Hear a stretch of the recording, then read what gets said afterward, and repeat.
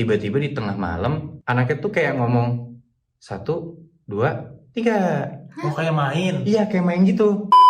Ini cerita tentang sepasang suami istri yang punya level ketakutan tuh sama.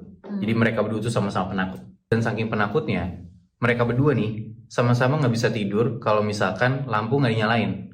Tapi beda ceritanya kalau misalkan mereka udah punya anak nih. Anak yang umurnya 2-3 tahunan, kayak anak kecil yang udah bisa ngomong, udah tahu maunya apa.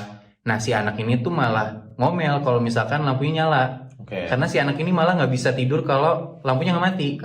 Keganggu. Dia nggak bisa tidur kalau anaknya ini. Akhirnya orang tuanya ngalah nih.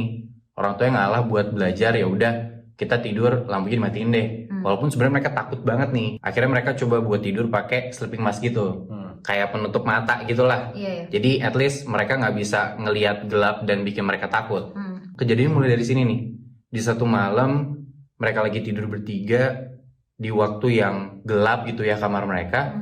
Tiba-tiba di tengah malam si ibunya ini ngedengar anaknya tuh kayak ngomong 1, 2, 3. Oh, kayak main. Iya, kayak main gitu. 1, 2, 3. Itu posisinya masih pada tidur ya. Masih kayak ibunya di sini, anaknya di tengah, ada suaminya gitu di ujung.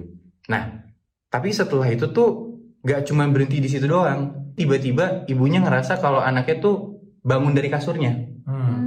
Kerasa kan kalau misalkan ada orang yang gerak gitu di kasurnya. Dia coba colek-colek suaminya, tapi suaminya nih nggak gubris apa-apa. Entah suaminya tidur atau suaminya nggak mau tahu tuh, dia nggak tahu. Anaknya masih tetap kayak 1, 2, 3 masih kayak gitu. Ya karena ibu ini walaupun penakut ya dia mencobalah untuk memberanikan diri gue lah untuk ngebuka si sleeping mask itu. Dia buka sleeping masknya pelan-pelan, bener anaknya nggak ada di sampingnya dia. Pas dia lihat suaminya di dalam kegelapan itu, ternyata suaminya tuh masih pakai sleeping mask tapi nutup kuping. Karena kayak saking takutnya juga suaminya nih, dia nggak mau denger si anaknya entah ngigo atau lagi main atau apa, dia nggak peduli. Ya udah, karena nggak ada yang bisa diandelin nih, dia ngelihat nih ternyata anaknya itu ada di depan kasur.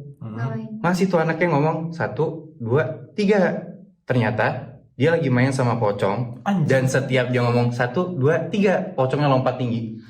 Wah, Gila banget ya.